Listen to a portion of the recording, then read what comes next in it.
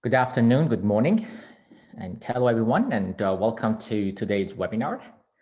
I am Amin Yazdani, Director of Canadian Institute for Safety, Wellness and Performance, housed at School of Business, Conestoga College, and I'll be the host for today's webinar.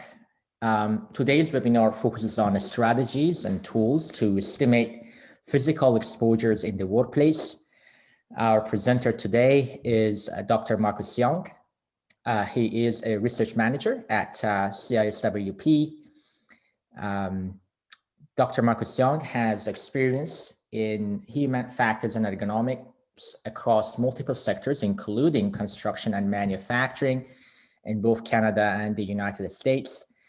Dr. Young's research centers around the etiology of work-related musculoskeletal disorders, exposure assessment, and development of prevention strategies and interventions to mitigate injury risk. He has expertise in individual level measurement using biomechanical and biophysical tools for both laboratory work simulation and field studies. Additionally, Dr. Young has knowledge in physical exposure estimation using population level data to construct job exposure matrices that can be used to better understand exposure disease relationships. His work also includes developing and evaluating risk assessment tools, guidelines, and occupational health and safety standards to prevent musculoskeletal injury risks and improve work performance. If you have any questions during Dr. Young's presentation, please use the QA function of Zoom platform to ask your questions, and we'll get to your questions at the end of this webinar. Marcus, floor is yours. Great. Thank you, Dr. Yazdani. So I'm actually very excited to speak with all of you today on some of the work that I've done in collaboration with University of Waterloo and Washington University in St. Louis. So today we'll be discussing methods of exposure assessment ranging from direct measurement to job level estimates, with a specific focus on the emerging use of job exposure matrices for physical exposures. So why do we assess workplace exposures? And perhaps for the purpose of our talk, specifically physical biomechanical exposures. Well, exposure assessment is an integral element of risk assessment, where exposure assessment is required for the purpose of identifying the determinants of exposure and the assessment of risk, be it the development of work-related musculoskeletal disorders or any other adverse health outcome that may be affected by workplace physical activity. So on the left, we have the known risk assessment model known as RACE, which is recognize hazards, assess risks, implement controls, and evaluate the effectiveness of those controls. And exposure assessment is one of the first critical steps. The risk assessment model can then be incorporated into a management system, which are elements that are linked into a formal structure based on the Plan, Do, Check, Act model. Exposure assessment is also useful for the purpose of occupational musculoskeletal epidemiology, specifically in establishing exposure response relationships. So there's a range of methods in exposure assessment. So from the bottom up, we have direct measurements, which often involve instrumentation to measure exposures of all the members of the study group or a representative subset of that study group. Moving upwards, we have observations performed by an external observer, and this is preferably someone with the technical expertise, the knowledge, and the experience of the jobs of interest. We also have self-reports, and this is done by asking individuals to assess their own exposures experienced in their own tasks or jobs using questionnaires to answer predefined questions. And up top, we can use job level data, namely a job exposure matrix, where the job title acts as the surrogate for physical exposure, and it's also useful in understanding exposures across multiple jobs for large populations. The differences between these methods is really the classical trade-off between measurement precision and expense or resource cost. So let's first look at precision and resolution. While direct measurements using instrumentation provides detail on exposure level, duration, and frequency. Here, the data is more precise and allows us to capture granular details for specific actions and tasks. So we also expect more precise exposure-response relationships with highly precise instrumented approaches. These methods might also differ by cost, where we expect a substantial capital investment that's for instrumented direct measurements. We require personnel to collect and analyze data, therefore it's labor intensive, and the personnel should have that technical expertise for their effective operation. The cost of direct instrumented approaches may also be substantial due to requirements when interpreting action level data in its representation of the task, duty, or job. And this requires a thoughtful sampling strategy. Considerations for a sampling strategy include the number of sites to collect data, the periods of sampling, the number of workers, and also the number of repeated measures per individual. And this decision-making becomes increasingly complex for non-cyclical and non-routine types of work, such as jobs found in construction, agriculture, and healthcare. Costs may also be attributed to unsuccessful completion of obtaining data, as instruments are susceptible to malfunction and human error, and there's the cost associated with for workers and their organizations, including possible interference with their work tasks. These methods might also differ based on scope. So job level data provides exposure information across a range of jobs and industries. It can also capture more information across more participants. Whereas with instrumented approaches, as we described earlier, it's labor intensive, and we might also be limited in capturing exposure information from few participants for selected jobs.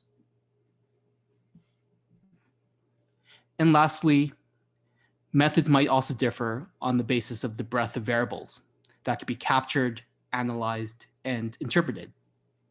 So for job level data, we have the potential to document a range of exposure variables, both physical and psychosocial, whereas with instrumented approaches, typically not all the determinants may have been observed or collected.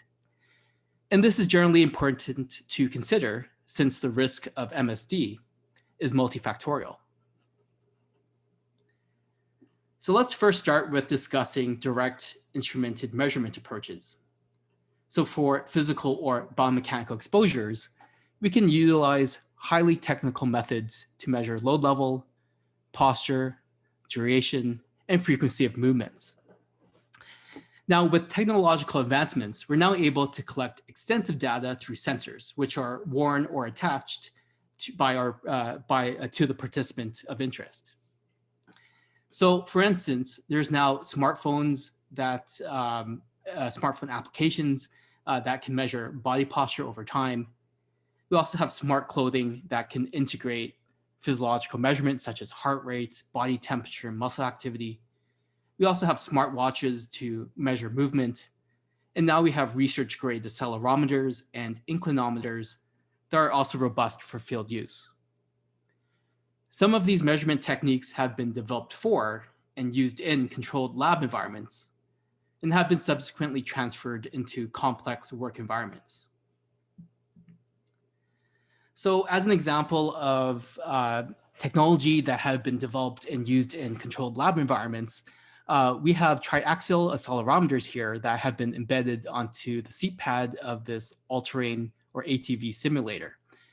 So in the lab, we've been able to simulate occupational vibration exposures using a 6 degree of freedom rotopod. And we can also then subsequently measure the level of whole body vibration with those triaxial accelerometers. So just an example, to the left is the resulting vertical axis accelerations of vibration exposure equivalent to the exposure action value defined by the EU vibration directive. And to the right is the resulting vibration axis accelerations of simulated exposures equivalent to the exposure limit value.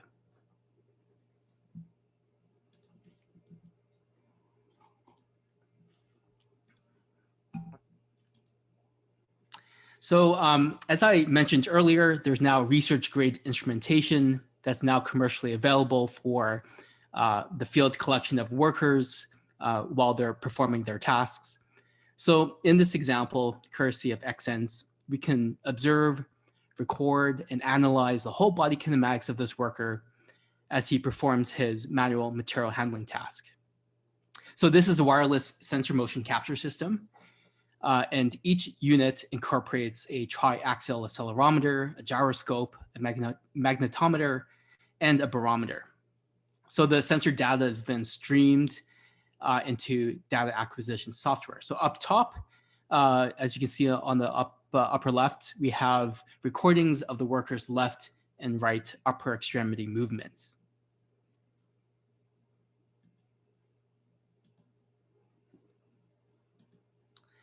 So I'll give you an example of issues and potential challenges with direct instrumented approaches through some of my own research in field-based fatigue measurement. So essentially, fatigue is the cumulative effect of exposure duration, intensity, and frequency of the physical exposures that we described earlier. But when it comes to identifying measures or detection methods of fatigue, we're faced with a number of issues. First, there's just many definitions of fatigue, ranging from physical fatigue, cognitive or mental fatigue, and sensory fatigue. And because of the many definitions, fatigue may be conceptualized as involving many different types of physiological mechanisms. Physical fatigue in particular may be task dependent, as the responses are related to both the work environment and to the task. Therefore, different measures may be sensitive to different types of tasks. Consequently, just like direct measurements, there's just many measures and detection methods for fatigue.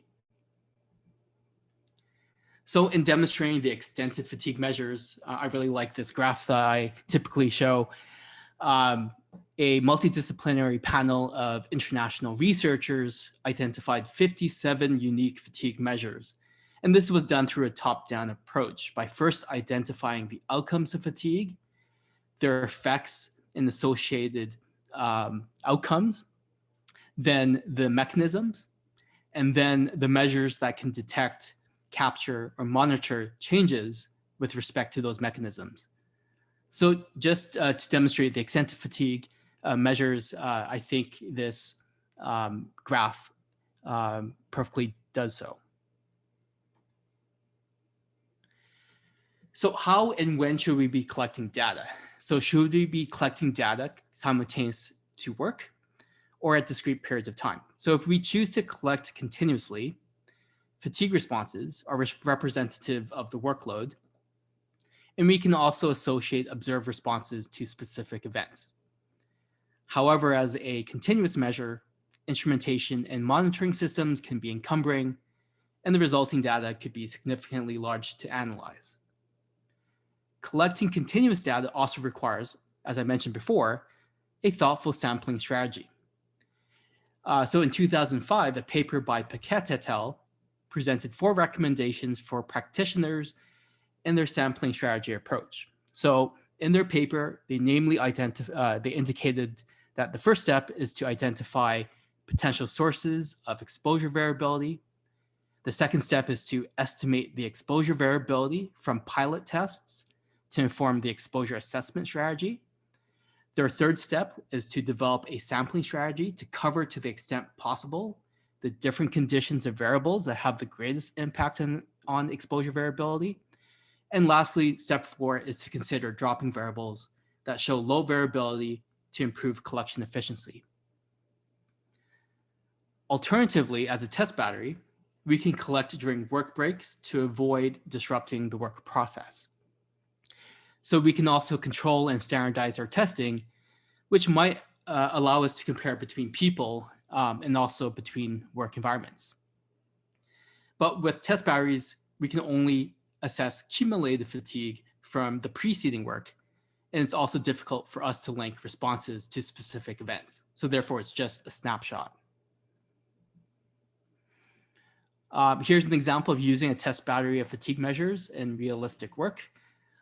Plumbers perform 4 main duties, that being cut and rough in, drops and risers, basements, insulation, and finishing.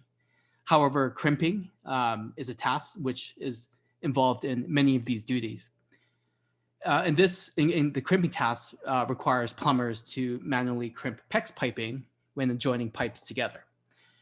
So a low-rise residential plumber may be expected to perform as many as 500 crimps per day. In this table, we show the various duties that are performed throughout the workday and the work week. So each row is a participant or a plumber, and each column is either the morning or afternoon of a workday over a work week, that being from Tuesday to Friday, and the following Monday after a weekend break. So here, each duty is color-coded, and as you can see, the duties do vary within a person, between and within a day, and duties do vary between people. We collected the test battery at the beginning of the workday, before lunch, at the end of the workday, and this allowed us to avoid interrupting our participants' work. So when collecting from construction sites or any sort of field-based situation, we also have to keep in mind potential practical limitations. So on construction sites, we were limited by the availability of electricity. Therefore, we had to use a small battery pack. And because our construction workers did not complete their work at the same site every day of the week, we had to collect our test battery measurements quickly and from the rear of a car.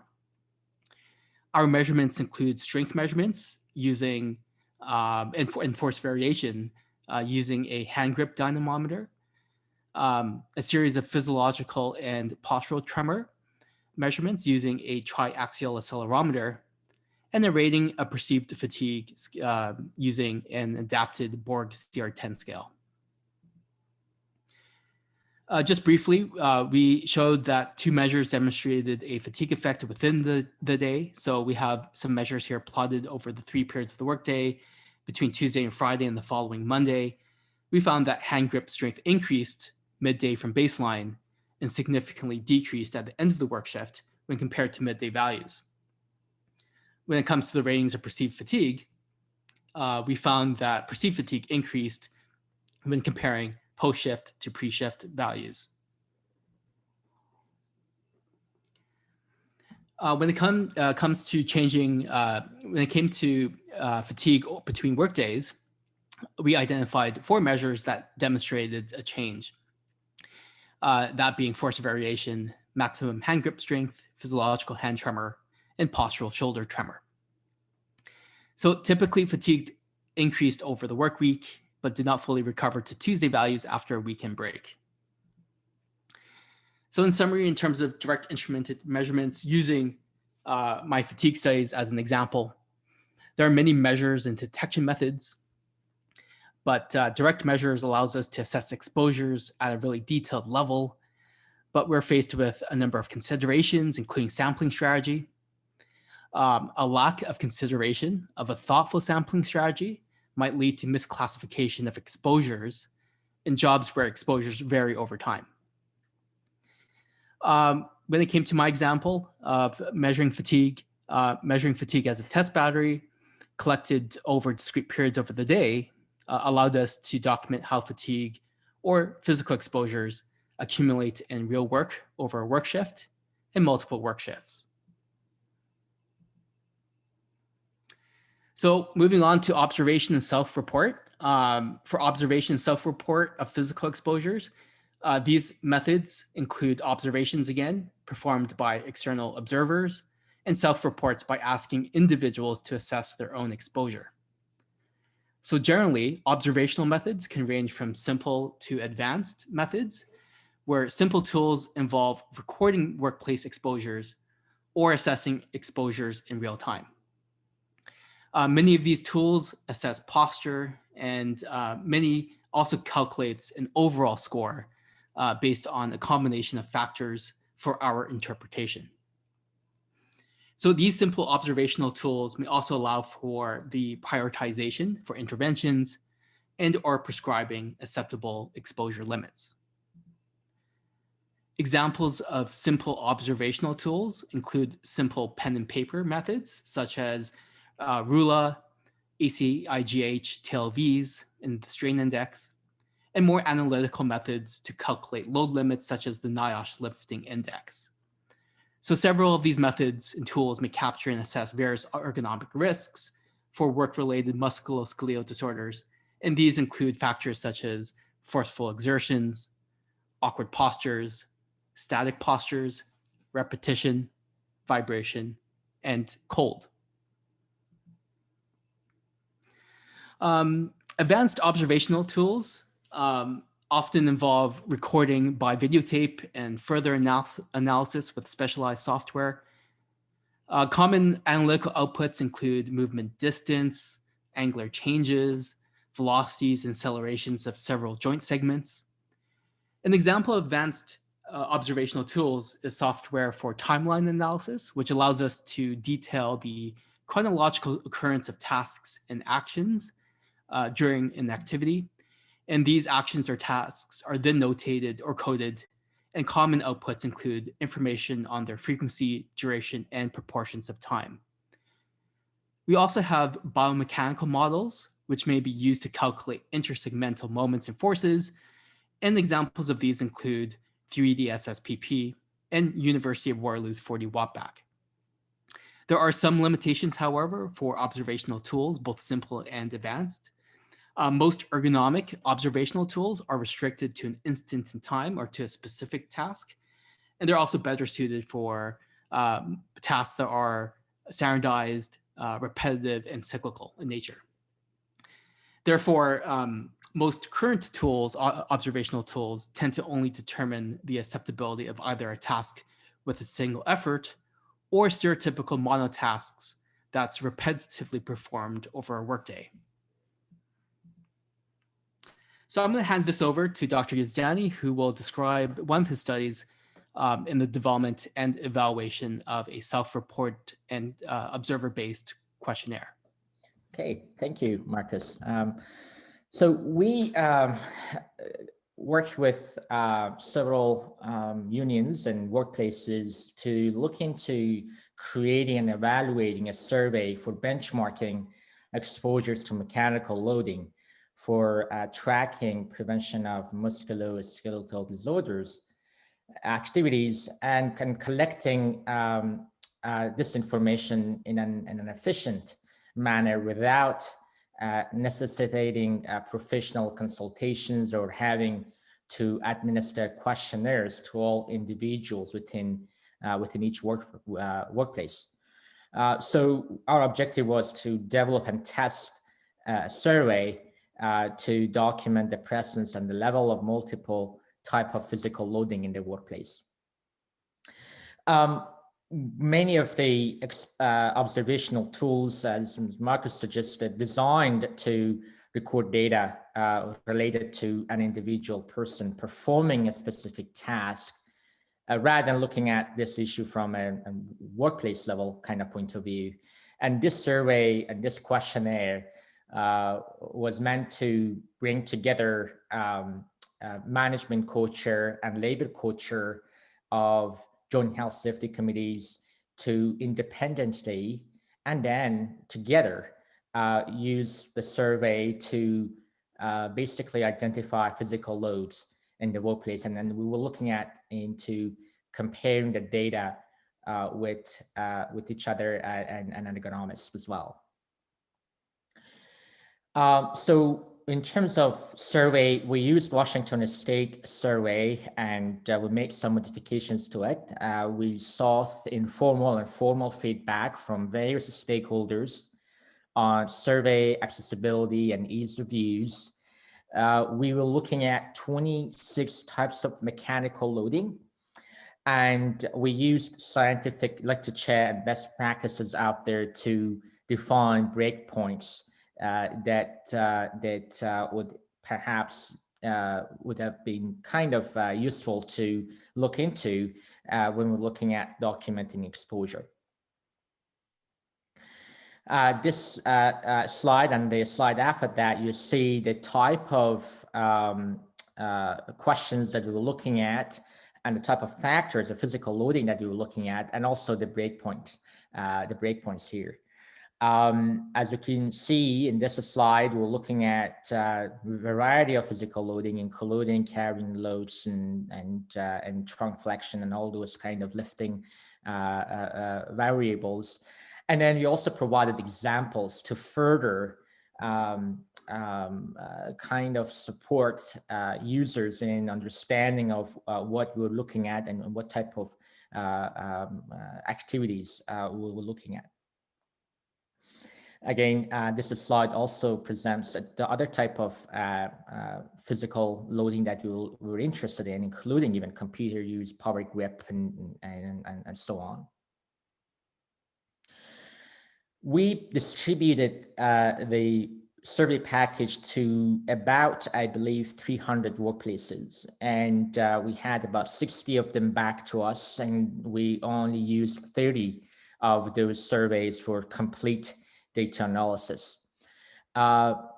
Two knowledgeable and certified ergonomists at each worksite, ergonomists actually were kind of managing all of the activities for this project.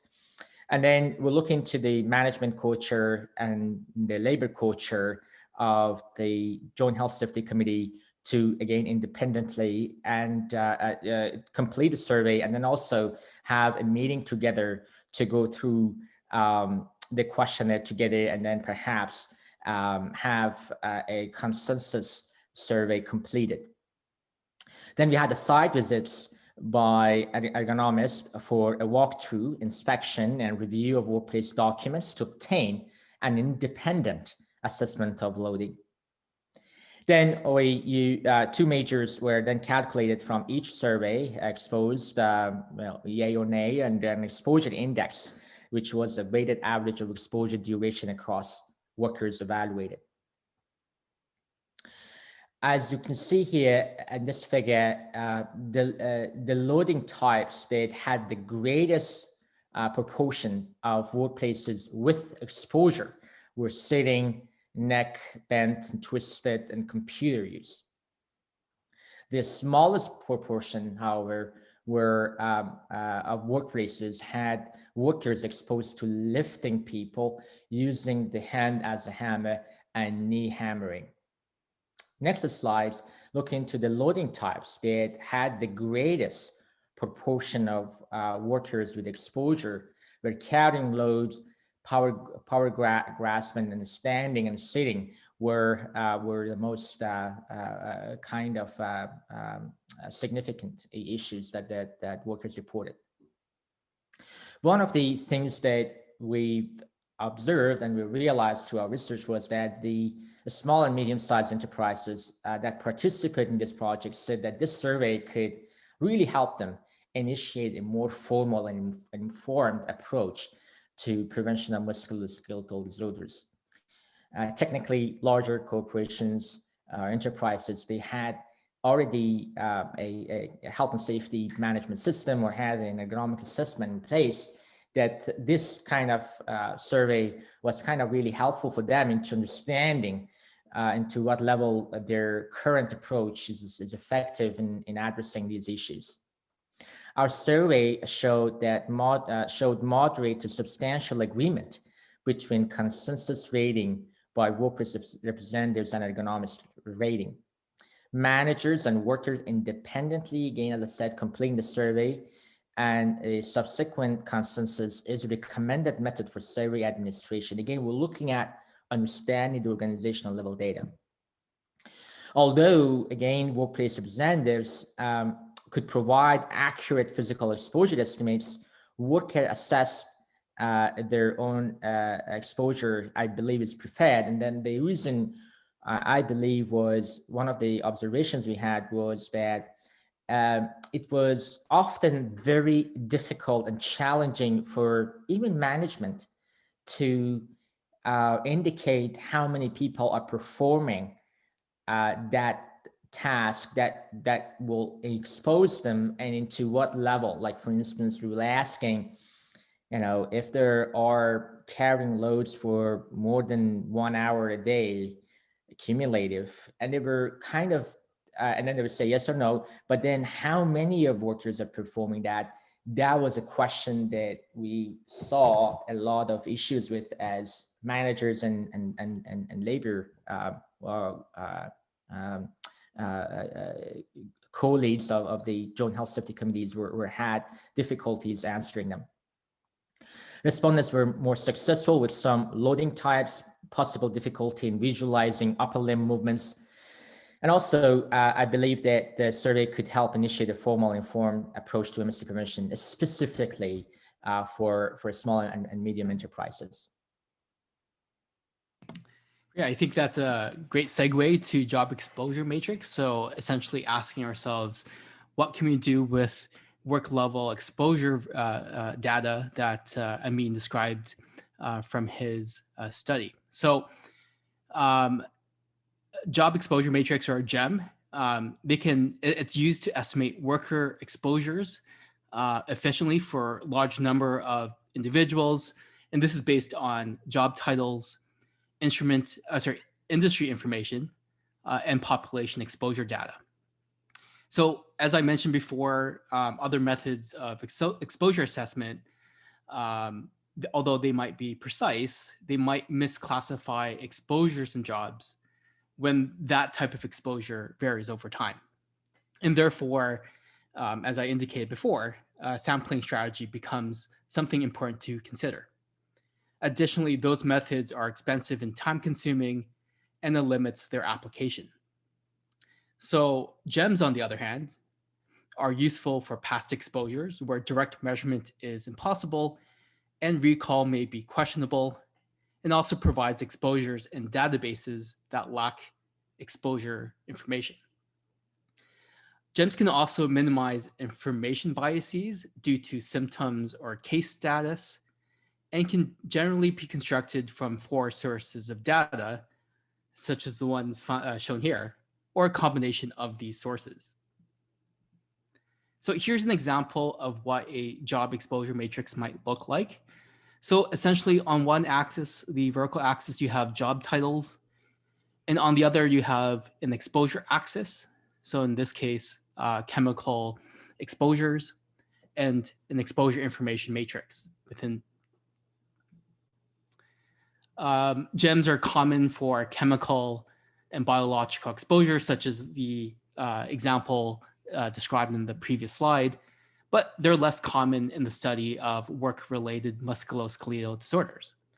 However, there is a recent surge in physical exposure GEMS as an avenue to use unbiased estimates to study the effects of workplace physical exposures on a variety of health conditions. So I've been very fortunate to work with doctors Bradley Evanoff and Anne-Marie Dale, who have really spearheaded efforts in developing and evaluating physical exposure GEMS based on US and French general population datasets. So the overarching aim of their NIOSH-funded research was to develop a new general population physical exposure GEM to improve our methods to assess physical exposures in large population studies. Other aims include validating this GEM by determining whether the newly constructed GEM created homogeneous exposure groups, or HEG, and whether it could predict MST symptoms using a validated or validation sample. We also wanted to compare this newly constructed GEM based off of French data with an existing American GEM based on their exposure estimates to determine if GEMS can be applied cross-nationally.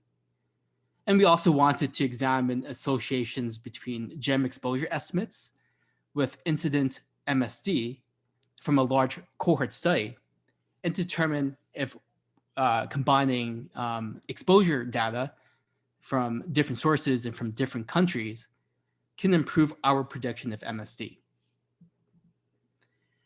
So as noted before, general population GEMS have emerged to study the effect of work-related physical exposures. And this has been done on multiple conditions, including carpal tunnel syndrome and osteoarthritis. These physical exposure GEMS include one developed using American ONET data. And ONET, if you're not familiar, consists of estimates of physical and mental job demands. And this data is provided by expert job analysts and through worker surveys for more than 800 occupations. And these occupations identified through ONET can be identified using the US SOC or Standard Occupational Classification Codes. Our new general population physical exposure GEM was based on data from a large prospective French cohort study called Constance. And Constance was aimed to investigate the occupational and social determinants of health in the general population. So Constance was designed to create a representative sample of French salaried workers. So at enrollment, all participants completed a work exposure questionnaire, which asked participants to rate on a 4-point Likert scale the levels of intensity, duration, and frequency of performing specific actions. So an example here of what was a question in the questionnaire, the work exposure questionnaire. This question is asking, how long during a typical day do you tip your head forward regularly or for a prolonged period of time? And the ordinal scale anchor points were never or nearly never, rarely or less than 2 hours per day, often or 2 to 4 hours per day, or always or nearly always. So for the Constance GEM, we used data from the first 81,425 participants. And their job titles, reported job titles, were assigned a French 4-digit PCS code.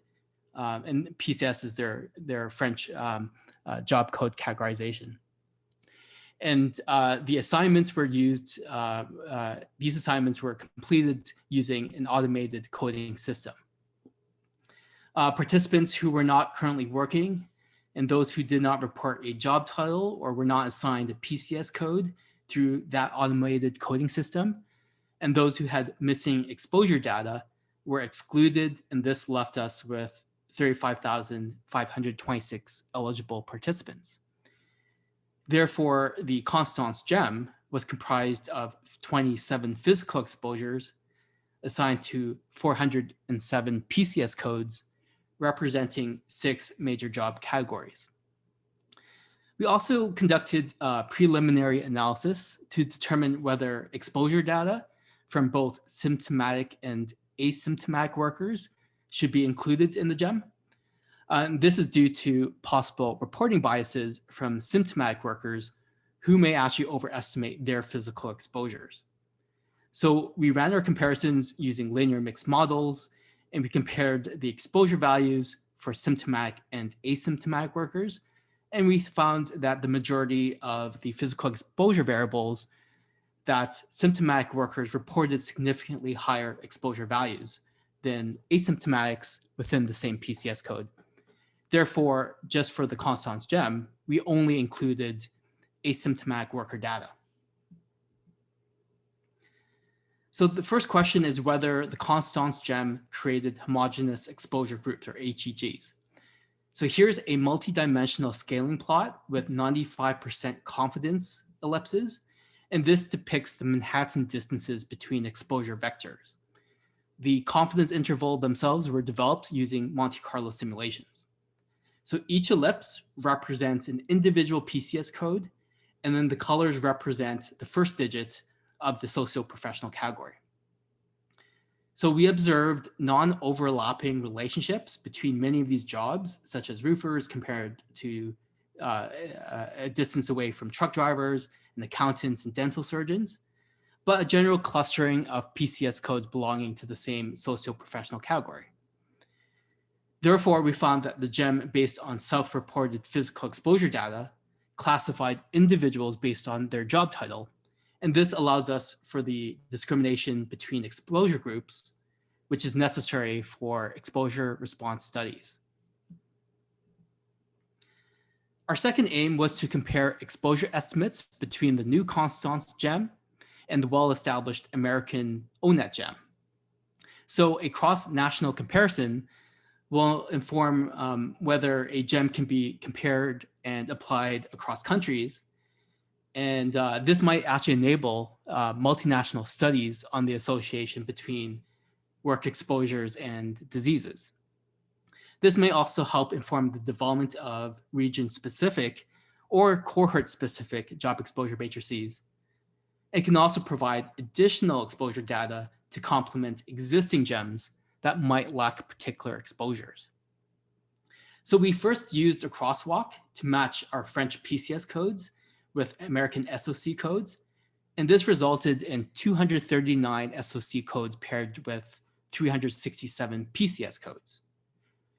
We a priori matched exposure variables between the Constance gem and the ONET gem based on their assessment of similar exposures to really highlight the differences and similarities between the Constance and ONET gem exposures. So we found matches between one or more of 21 ONET variables or items with 21 Constance items for a total of 50 matched exposure pairs. So we ran 2 comparison analyses, that being Spearman rank correlations and Cohen's kappa. For the Cohen's kappa, we dichotomized physical exposure estimates at the median exposure level for both Constance and the ONET gems. Therefore, Cohen's kappa indicates the level of agreement in high and low exposure groups between Constance and ONET gem exposures.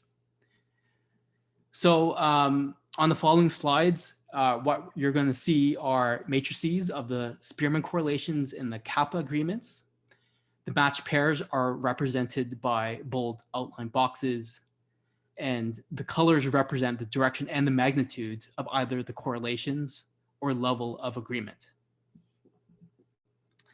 So here's our matrix of Spearman correlations, where our Constance gem variables are along the vertical axis, and our US ONET gem variables are along the horizontal axis. So we represent the ranges of Spearman correlations again by the colors, where dark red represents high positive correlations and dark blue high negative correlations. A priori match pairs are represented by the bold black outline boxes. So as an example, one of our a priori matched pairs was physical activity from the Constance gem and performing general physical activities from the American or US ONET gem. And what we see here is that these 2 variables were highly positively correlated. In fact, 33 of 50 matched pairs showed high positive correlations. Dissimilar exposure variable pairs showed weak correlations. And these are exposures that we expect to be mutually exclusive. So an example of this would be using computer screen from the French Constance gem and dynamic strength from the American ONET gem. And this was quite consistent where those that we expect to be mutually exclusive showed strong negative correlations. So not only did we find strong positive correlations between matched pairs, but strong negative correlations between exposures that we expect to be mutually exclusive. Here's our matrix of kappa values between Constance, again, along the vertical, and ONET along the horizontal axis. The a priori match pairs outlined with the bold black boxes. Dark red represents substantial agreement, and dark blue represents none to slight agreement. Just like our example before, we found that of the matched pairs, 46 of 50 matched pairs exhibited moderate to strong agreement in high and low exposure groups between Constance and ONET gem variables. My example here is physical activity from the Constance gem and performing general physical activities from the US gem, US ONET gem. When it came to pairs indicating dissimilar exposures, these pairs indicated no agreement between these variable pairs. And just like my example before, using computer screen and dynamic strength indicated none to slight agreement. So like the Spearman correlations, we did find moderate to substantial agreement between matched pairs and no agreement with dissimilar exposures. And together with the Spearman correlation results, this cross-national comparisons indicate that both Constance and ONET gems may be suitable for use in countries without a gem, or may complement existing gems that lack particular exposures due to strong relationships between countries based on job level exposure estimates. Our third question was, how well does this gem predict MSD symptoms? So we examined the associations between body pain and exposures estimated by the gem, and using self-reported exposure values from a new cohort of individual workers from the Constance study. So this validation sample consisted of 38,372 new participants. We found that the gem based on asymptomatic data were broadly consistent with individual self-reported prevalence ratios of the validation sample set. So for example, on this slide, we demonstrate these trends with hand pain. So ultimately, along with other types of MSD symptoms for various different body parts, we support the validity and utility of a gem as a method to estimate physical exposures. Our fourth question was to determine how well this gem predicted MSD from another country.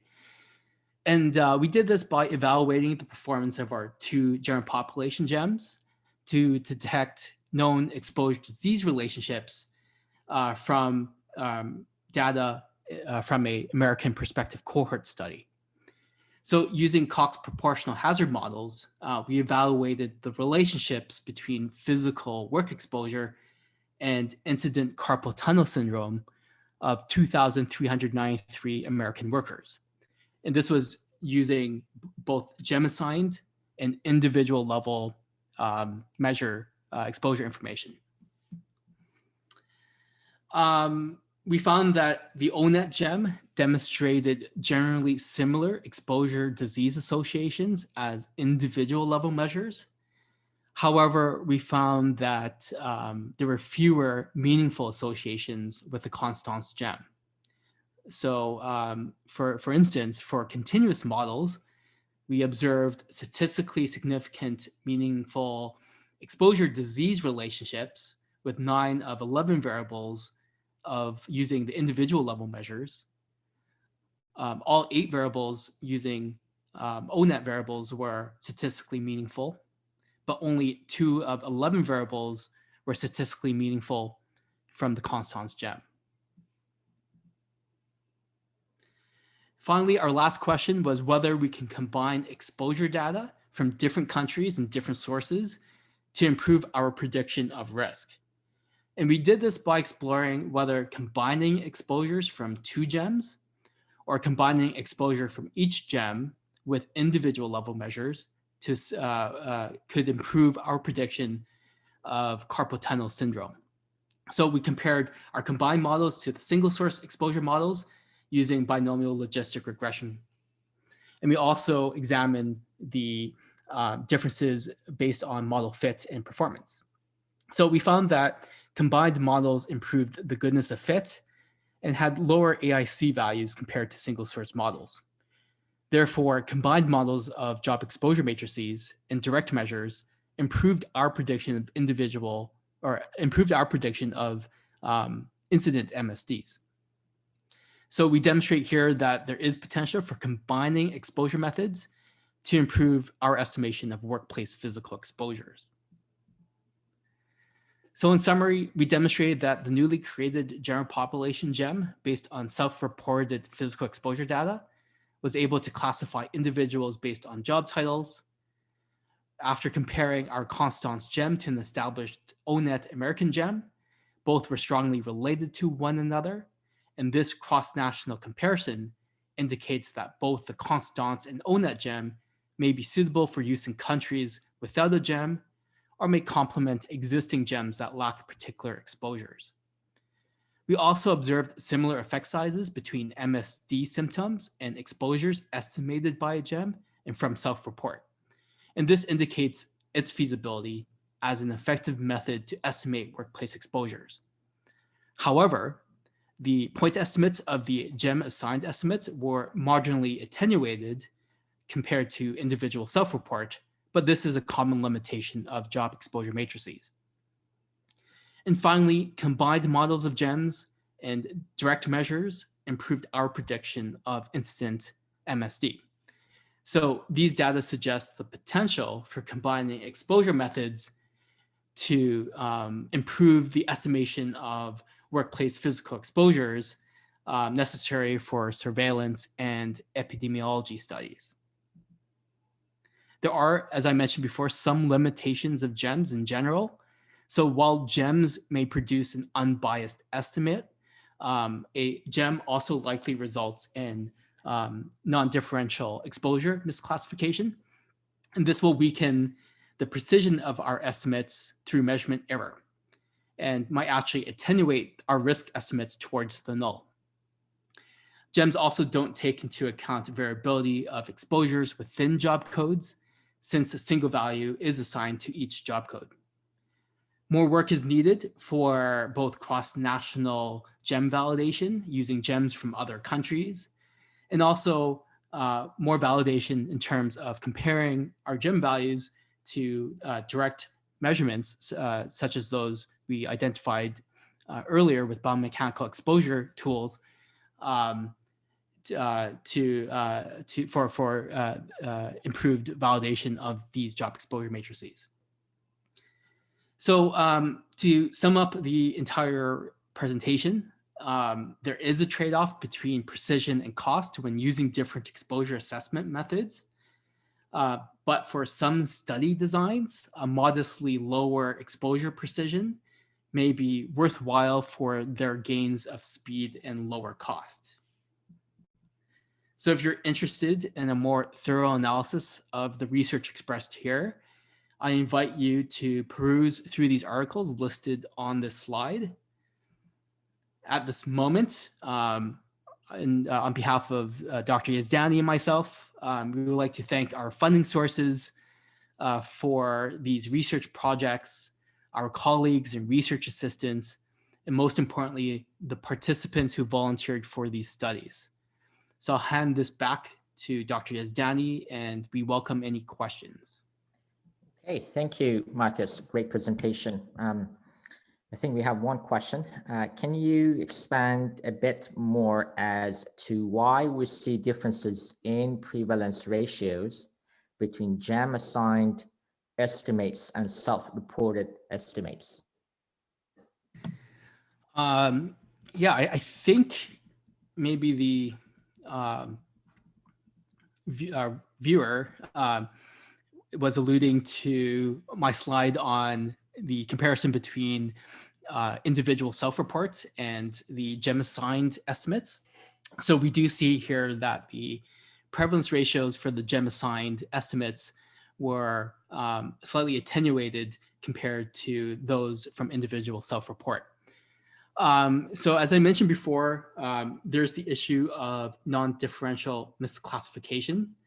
And this is otherwise known as Bergson error. So,